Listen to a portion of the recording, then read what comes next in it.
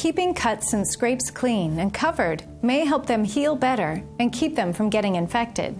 Be sure to wash your hands before you apply or change a bandage. This may help prevent infection too. Wash the injured area twice a day with soap and water, but don't use hydrogen peroxide or alcohol because they can slow healing. Pat the area dry with a clean cloth. Then use a non-stick bandage if you have one. Anytime your bandage gets wet or dirty, take it off, clean the wound again, and put on a new bandage. If your bandage sticks to the wound, try soaking it in a little warm water before you take it off. And call your doctor if you see any signs of infection, such as increased pain, swelling, warmth, or redness near the wound. Call if you have red streaks leading from the wound, pus draining from the wound, or a fever. With good care, your injury should get better soon.